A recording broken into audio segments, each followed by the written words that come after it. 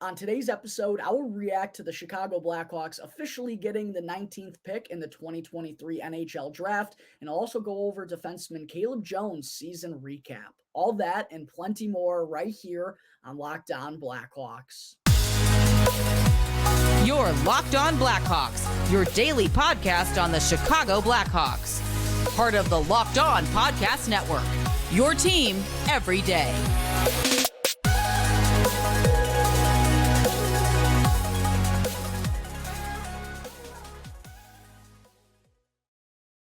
Welcome to the Locked On Blackhawks podcast, part of the Locked On Podcast Network, your team every day. Today is Monday, May 15th. I'm your host, Jack Bushman. You can find me out on Twitter at JackBushman2, or you can also go and check out my Strictly Blackhawks account at Talkin' Hockey for all of the latest Blackhawks news and updates. And real quick, just a reminder that you could follow or subscribe for free on YouTube and wherever you may be listening to your podcast. Make sure to go and do that real quick so that you can get the latest episode as soon as it's available each and every day. I also wanted to let you know that today's episode is sponsored by Game Time. Make sure to go and download the Game Time app right now to get the cheapest tickets to all the sports, music, and theater events near you. All right, good morning, everyone. As always, thank you all for joining me on another episode of Locked On Blackhawks, your one-stop shop for all things Chicago Blackhawks. And thank you all for making the show your very first listen here to start off your week. And first things first on the show here this morning, we have another positive update on the 2023 NHL Draft that impacts our Chicago Blackhawks, because over the weekend, the Toronto Maple Leafs dropped Game 5 in overtime against the Florida Panthers and have officially been bounced from the Stanley Cup Playoffs. And with that being the case, the Chicago Blackhawks now officially received the 19th overall selection in the 2023 NHL Draft from the Tampa Bay Lightning. And we knew that the Blackhawks were either going to have pick number 19 or 20, with Tampa Bay getting the boot in the first round, but the Florida Panthers do them a huge favor here, and the Blackhawks officially have another top 20 selection in this loaded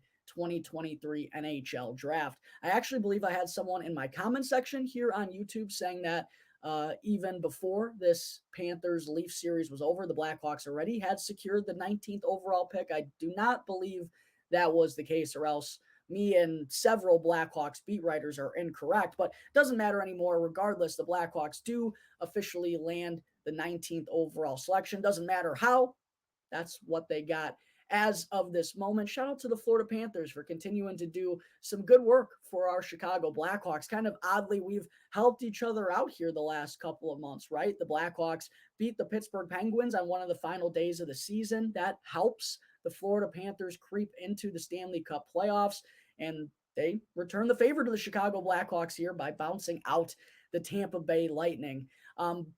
The one thing I did want to reference with this officially being set in stone now is, and I know hindsight is always 2020, folks. I get that, but what a trade from Blackhawks general manager Kyle Davidson with the Tampa Bay Lightning at the 2022 NHL trade deadline. And it absolutely sucked getting rid of a player like Brandon Hagel, who in his short time with the Blackhawks really became a fan favorite here for obvious reasons, right? Worked hard, was tenacious on the ice, was really taking strides in his offensive game, just did all of the little things right. And you could see why he was such an intriguing target for lots of teams as the trade deadline approached last year.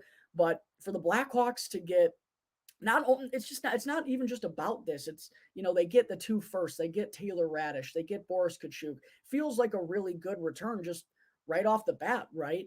But now with the Tampa Bay Lightning, I mean, I'm sure Tampa Bay did not expect when they made this deal. I'm sure they did not expect to be giving the Blackhawks this high of a draft pick in return, because look, let's just kind of rewrite the situation back at the 2022 NHL trade deadline. The Tampa Bay Lightning are coming off back-to-back Stanley Cups. Won it in back-to-back years. They go and they make that trade for Brandon Hagel. They don't have a lot of cap space. That's why they gave up so much, and they know Hagel is going to be a cheap commodity for them in the years coming. And they make the Stanley Cup final, for the 3rd consecutive year last season, and I'm sure they did not think they'd be getting bounced in the first round here this year. I'm sure they did not think they were going to be giving the Blackhawks the 19th overall selection. But now, here's what the Blackhawks get. It looks even better because they were probably thinking, oh, well, we'll be giving Chicago a pick in the late 20s, somewhere close to number 30. Well, the Blackhawks actually are getting a top 20 selection from that trade for Brandon Hagel, along with Taylor Radish, along with Boris Kachuk. And yeah, also have to wonder how the Tampa Bay Lightning are going to respond to this adversity going into next season, right? Because like we've seen them for the past few years now, they're right up against the salary cap limit once again. They might have to they might have to shed some salary in order to, give some proper wiggle room for the offseason to make the acquisitions that they need to in order to make another run. And at the same time, while they do have this core of veterans that obviously has been there and done that and knows how to get the job done in the most important months, Father Time is undefeated, and that core is starting to get a little older. So while I wouldn't be surprised if Tampa Bay bounced back next year and made a run deep into the Stanley Cup playoffs, who knows? Blackhawks could be receiving another similar pick from the Bolts again next year. So regardless, the Blackhawks are in a really good position right now. This is just another reminder of how pretty the Blackhawks are sitting in their rebuild. They now officially have picks number 1 and 19 here in the 2023 NHL Draft, although I don't expect the Blackhawks to be staying put at number 19 because we've heard Blackhawks general manager Kyle Davidson himself a couple of different times in the past week, not only after the 2023 NHL Draft lottery, but he also jumped on 670 The Score late last week and said it's pretty unlikely that the Blackhawks are going to be making all 8 of the picks that they currently own within the first 3 rounds. That's 2 firsts, 4 seconds, and 2 thirds. It just feels like this is a really good opportunity for Davidson to package a couple of those seconds and the 19th overall pick to maybe make a jump back inside the top 10 or just at least move up a few spots if there's a player that catches their eye that's not going to be available at number 19. Because the Blackhawks, obviously, by checking off the box of getting a generational talent, arguably the hardest box to check off in a full-scale rebuild. Plus, they made 13 selections, I believe, in last year's NHL Draft. They have a slew of picks still in the future. They don't really need to be too worried about depth in the prospect pool at this point. In fact, I talked about this on Tuesday or Wednesday show last week. I believe the Blackhawks now have the best prospect pool in the entire NHL. Because they've landed Connor Bedard, this allows them to go and do some other things. So I certainly expect the Blackhawks not to be staying put at number 19. I think they'll have a pick somewhere higher in the first round of the 2023 NHL Draft. All right, coming up in just a moment, Hawks fans, I will get into defenseman Caleb Jones' 2022-2023 season recap segment. But first, I need to talk to you all about Athletic Greens and their new AG1 product, which is something that I use every single morning. I actually just had my cup before I jumped on the show to record today's podcast. Because with just 1 scoop of AG1, you're absorbing 75 high-quality vitamins, minerals, probiotics, and more to help you start your day. And this special blend of ingredients, folks, truly is incredible. It supports your gut health, your nervous system, your immune system, your energy, your recovery, your focus, and even your aging. Plus, it costs you less than $3 per day, which is such a cheap and easy way to invest in both your health and your body. And to make it easy for all of you out there, Athletic Greens is going to give you a free 1-year supply of immune-supporting vitamin D and 5 free travel packs with your first purchase. All you got to do is go and visit athleticgreens.com/NHL network. Again, that's athleticgreens.com/NHL network to take ownership over your health and to pick up the ultimate daily nutritional insurance. All right, we're back here on the Locked On Blackhawks podcast. Real quick, before I get into segment 2, I do want to let you all know about the awesome stuff that I have planned for Locked On Blackhawks here in the coming weeks. Of course, I'm already about midway through my season recap segments. I believe I'm pretty close to 50% of the way done. I'll be getting into defenseman Caleb Jones' season recap here in just a second, but make sure to go and check out my YouTube channel if you want to get all caught up on those.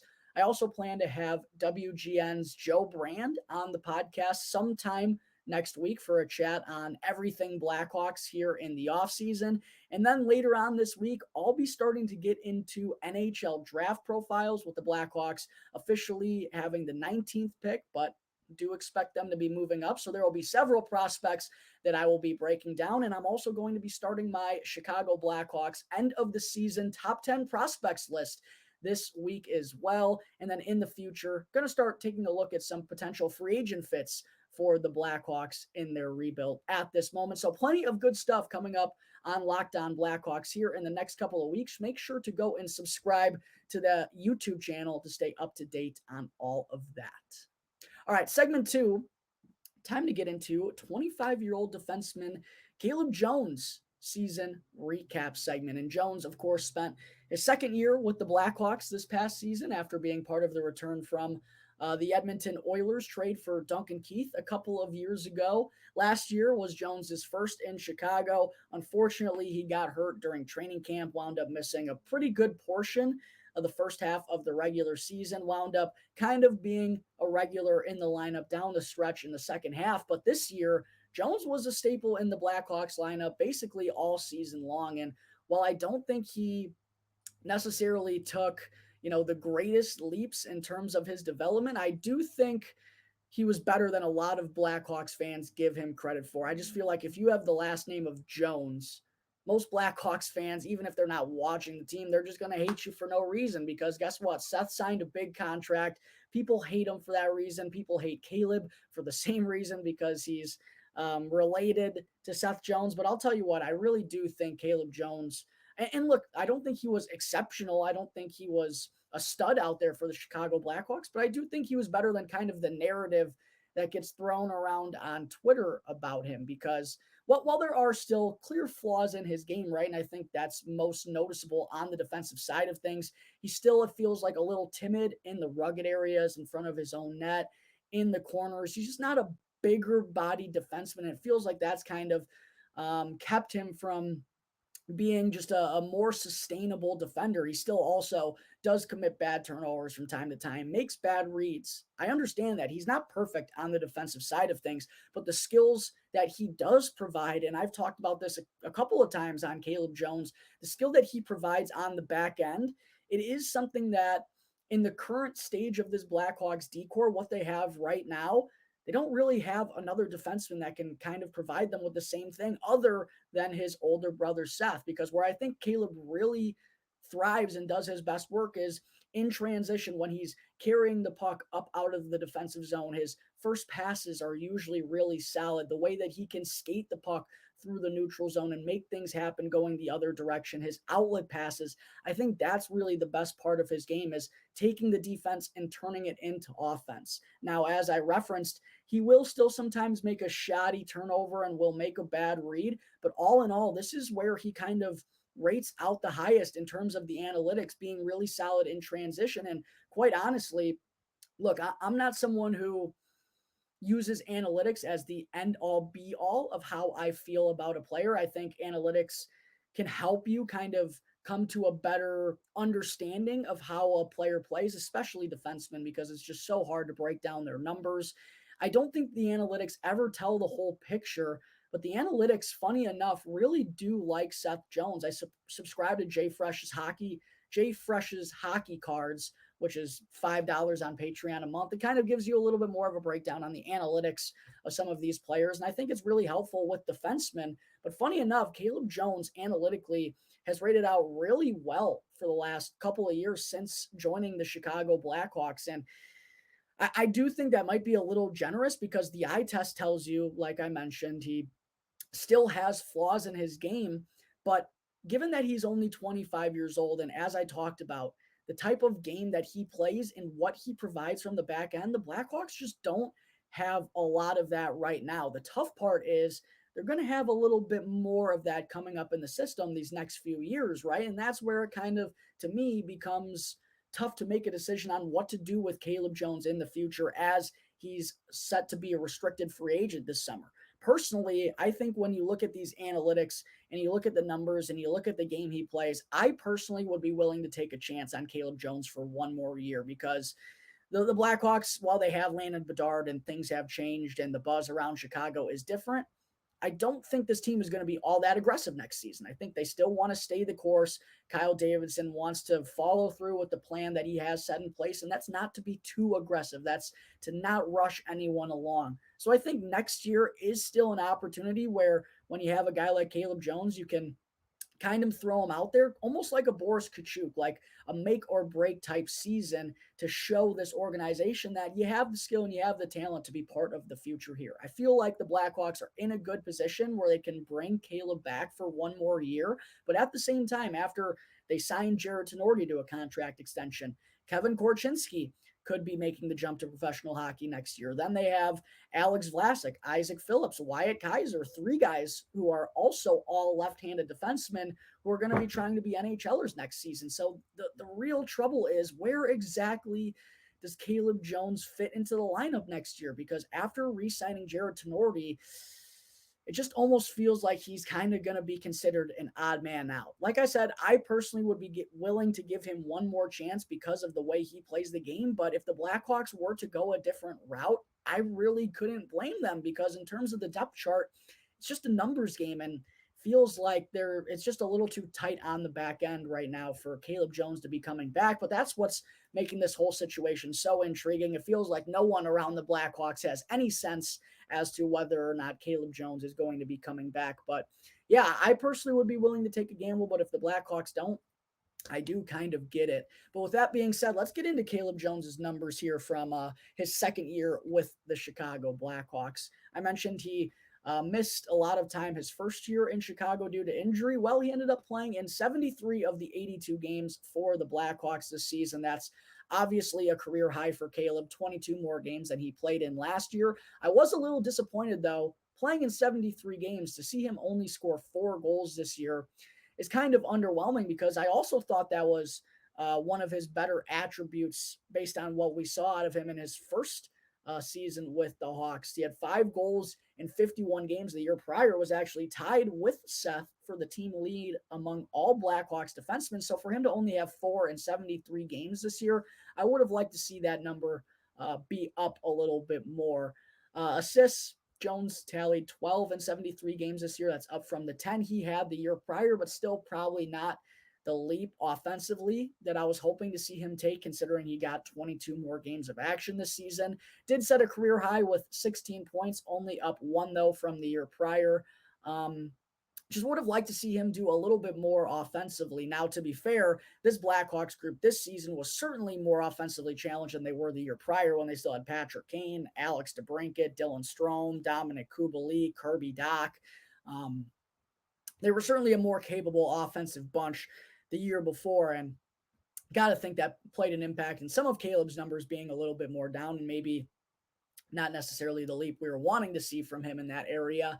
One other kind of concerning part, too, for me was in terms of the penalty minutes for Caleb Jones. And this kind of shows you, and I think it was also evident at the end of the season when he played more of a top pairing role with his brother Seth after Jake McCabe was dealt at the deadline. Caleb was really the one who stepped up and took on that top pairing role with his brother.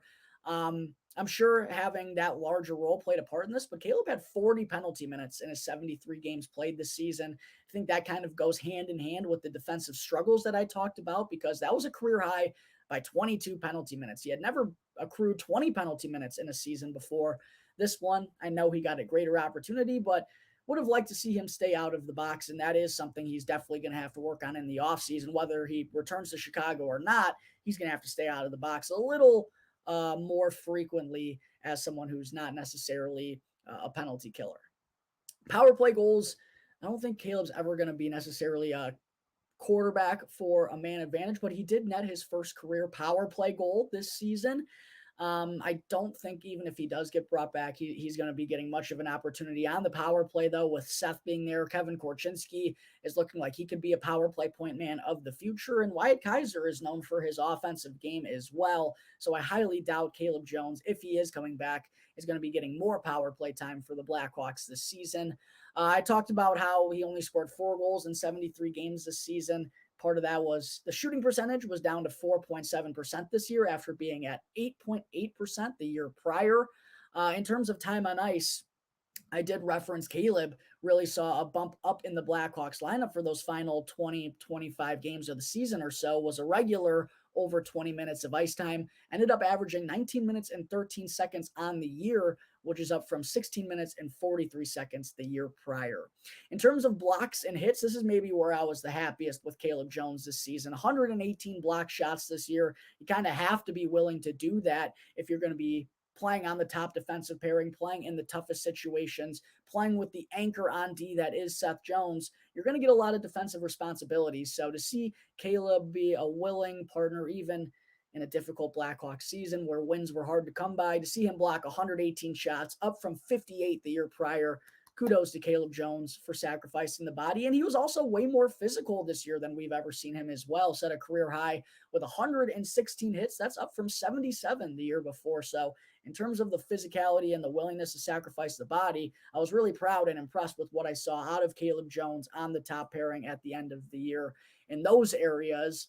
And also in terms of analytics, pretty solid analytical season for Caleb Jones with the Corsi percentage, finished with a 48.9 Corsi for percentage on the season. And I referenced when I went over Seth Jones' season recap that those two together in the final 20-25 games, whatever it was, they had like a 53.2 Corsi for percentage together. They were really effective as a defensive pairing. I don't know why I was blanking on that word. That's pretty ridiculous of me. They were a really effective defensive pairing, believe it or not, at the end of the season. Now, people probably saw the Jones brothers paired together and didn't even watch the Blackhawks and probably like, oh, that's a bad idea. But if you actually watch them play, you actually look at the analytics and put it all together, you'd understand that these two worked really well together. And again, to see Caleb kind of, I don't want to say excel in that role because that would be the wrong word, but handle his own as a top pairing defenseman, taking on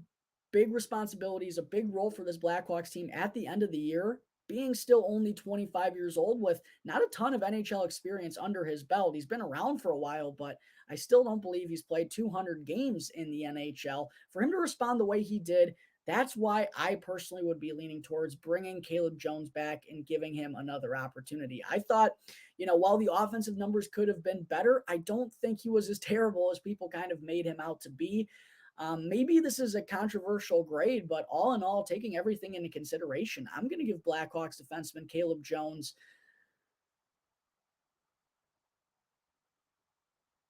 toughie. I'm torn.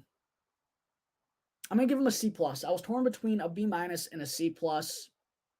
I'm going to give him a C+ for his performance this season. I wish the offensive numbers would have looked a little bit better, but the deeper analytics were all pretty solid on Caleb Jones, and I thought he handled it well, getting that bump up in the lineup towards the end of the year. Like I mentioned, I personally would be willing to bring him back, but I'm not the one calling the shots in the front office. If Kyle Davidson elects not to, I see the case for that as well. But I think Caleb Jones was a lot better than most Blackhawks fans think he was this year.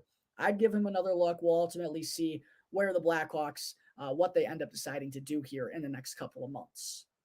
All right, coming up in just a moment, Blackhawks fans, I still have to get into my weekly Mailbag Monday fan segment. But first, I need to talk to you all about Game Time, which is the perfect place for last-minute ticket deals. And buying tickets to your favorite events shouldn't be stressful. And Game Time is the fast and easy way to buy tickets for all the sports, music, comedy, and theater events near you. And I personally have used Game Time since I was like a senior in high school, been using it since probably 2014, 2015, since well before they were a paid advertiser of the show. No BS. Game Time has always been what I've used to get my tickets. It's cheap. It's easy. I also love how they send me pictures of my seats and provide me with event cancellation protection. So make sure to go and download the Game Time app, create an account, and use the promo code LOCKEDONNHL for $20 off your first purchase. Easy $20 off, folks. Again, all you have to do is create an account and redeem the code LOCKEDONNHL in all caps for $20 off. Last minute tickets, lowest price, guaranteed. Game Time. All right, before I wrap up today's show, I do still have to get into our weekly Mailbag Monday fan segment where I answer a question from a couple of lucky listeners right here on Locked On Blackhawks. Also, love to see the questions be up this week. I greatly appreciate it. I love this segment. I love answering all you Blackhawks fans' questions. Make sure to be reaching out if you want your question answered live on the show. Hit me up on any of my Twitter accounts at Jack Bushman2, at Talkin' Hockey, at capital L, capital O, _Blackhawks on Twitter. You can email lockedonblackhawks@gmail.com. And also, I started this week.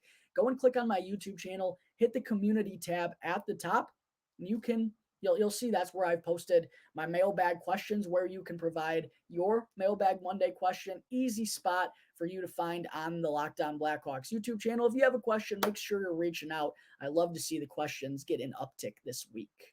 All right, the first question that I want to answer comes from JArthur_7 on Twitter, who asked, who are some possible younger, high upside players that are in need of a new home that the Hawks could look to trade for using the draft capital they've accumulated over the next 3 drafts? And yeah, this is kind of something I began to take a look at on Friday's episode of Locked On Blackhawks. If you're interested for a full segment and a full breakdown on that, make sure to go and check out Friday's episode. While you're there, make sure to hit that subscribe button on Locked On Blackhawks. I'd greatly appreciate it. But anyways, there are several teams that are in a tough spot in terms of salary cap heading into the offseason. A lot of the teams that come to mind are the Vancouver Canucks, the Calgary Flames, the Tampa Bay Lightning, the New York Islanders, the Washington Capitals, Montreal Canadiens. Those are the teams that are at the bottom of the NHL in terms of cap space heading into this offseason. And the Blackhawks, not only do they have tons of draft capital, but they also have $40 million in cap space of their own to use. And although we don't expect general manager Kyle Davidson to use all of that, I do think it's going to allow him to be aggressive here and try and take off some salary from teams that need to shed some in order to get a, potential middle top 6 piece for this Blackhawks team to give some talent around Connor Bedard a little bit. Some of the players that stood out to me personally, first off, I referenced this on Friday. I think the Blackhawks and Vancouver Canucks are destined to make a trade with one another this summer. I mean, it just makes too much sense. The Blackhawks have a slew of cap space. They have a slew of draft capital. The Vancouver Canucks have absolutely no cap space. They need to shed someone's contract. They're in this really tough limbo situation. It feels like those two are just meant to make a trade with one another here in the offseason. And there are a couple players on the Vancouver Canucks roster right now who I do think would make sense for the Chicago Blackhawks. One of those is Brock Besser, who has 2 years left at a $6.65 million AAV over that stretch. I think he would be a nice fit that the Blackhawks could bring into their top 6. I also think Anthony Beauvillier is another guy who would make sense. He's got 1 year left on his deal at $4.15 million, along with Connor Garland, who's got 3 years left at $4.95. Garland and Besser are the two that have kind of been rumored that would be good fits for the Blackhawks. I wouldn't rule out Anthony Beauvillier either with only 1 year left on a deal. He looked okay after being acquired from the New York Islanders, but the ultimate, the end, why can't I talk right now?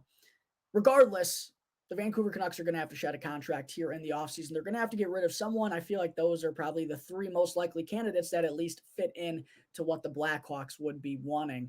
An interesting name from the Calgary Flames, I think, to keep an eye on could be Andrew Mangiapane, who's making a pretty penny over there in Calgary, $5.8 million per year over the next 2 years, and is kind of underwhelmed the last couple of seasons. So I wonder how willing Calgary would be to get rid of Mangiapane if the Blackhawks would be, giving them some draft capital or such in return.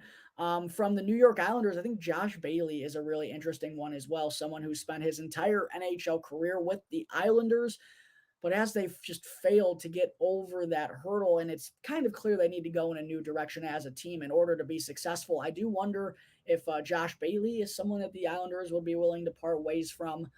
The Washington Capitals I referenced are another team that are, they have $7 million in cap space, but I wonder if they'd be willing to part ways with a guy like Anthony Mantha, who's got 1 year left on his current deal at $5.7 million.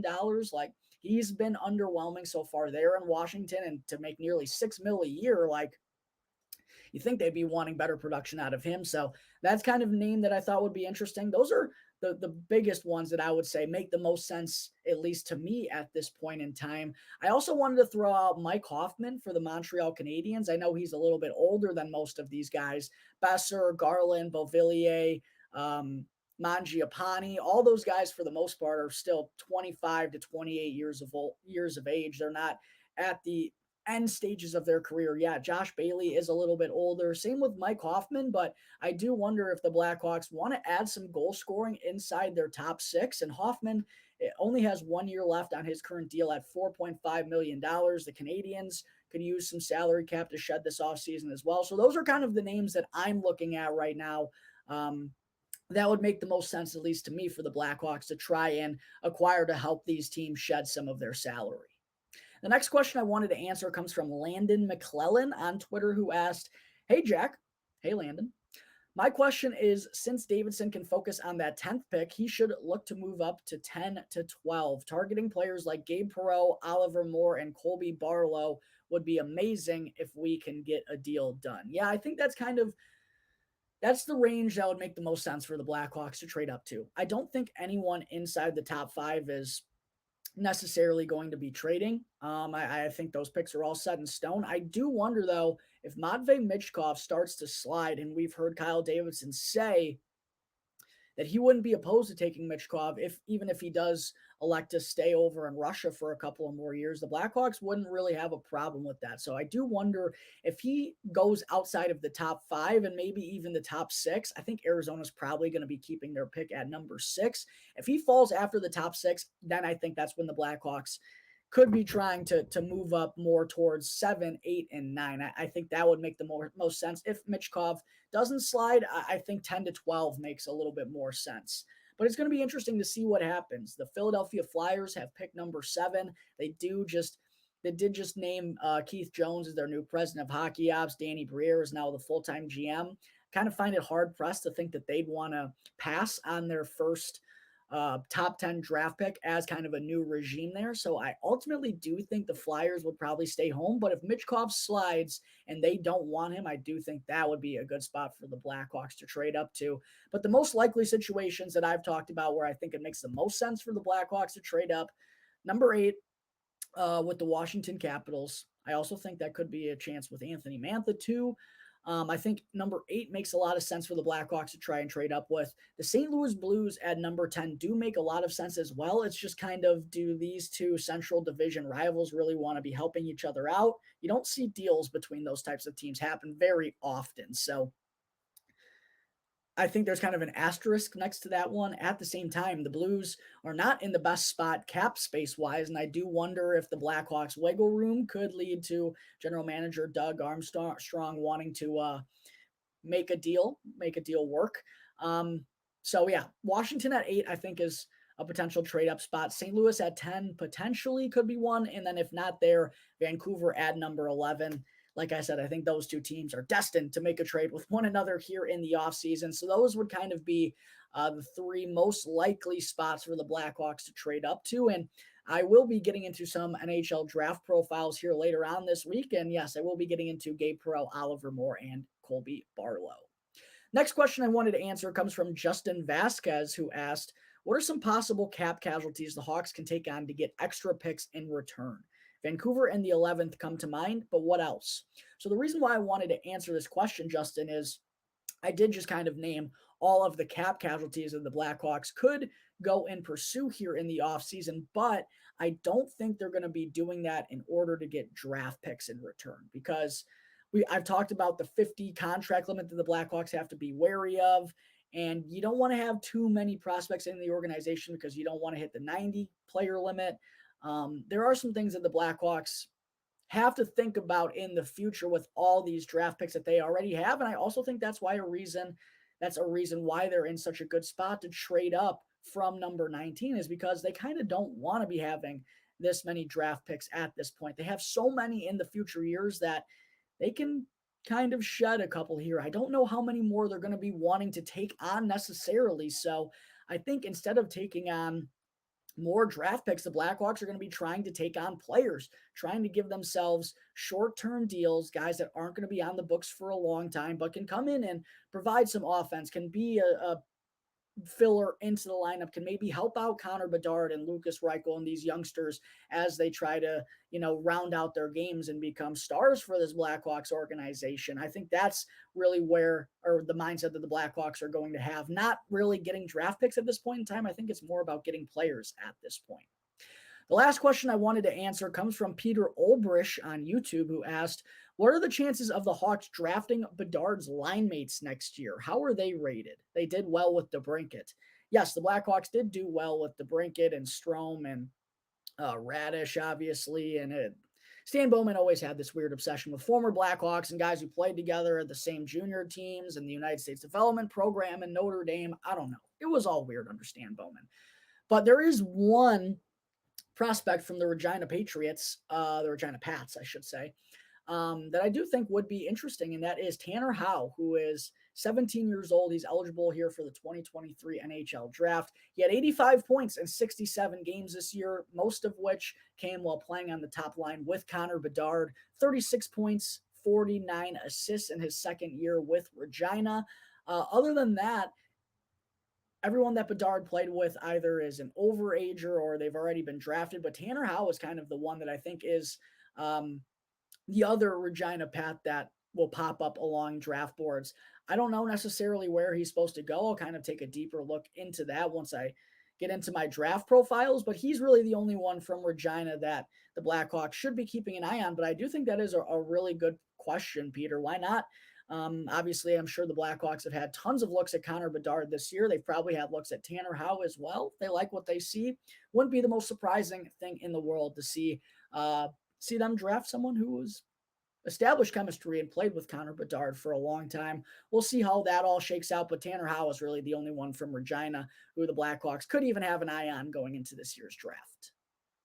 All right, I think that is going to wrap up Monday, May 15th episode of Locked On Blackhawks. As always, thank you all for tuning into the show, and make sure to go and follow Locked On Blackhawks for free right now, wherever you get your podcasts, and to go and subscribe to Locked On Blackhawks on YouTube. And that way you can get the latest episode as soon as it comes out each and every day. Once again, I'm your host, Jack Bushman. You can find me out on Twitter at JackBushman2, or you could also go and check out my Strictly Blackhawks account at Talkin' Hockey for all the latest Blackhawks news and updates. So until tomorrow's episode, that's going to do it here for the Locked On Blackhawks podcast, part of the Locked On Podcast Network, your team every day.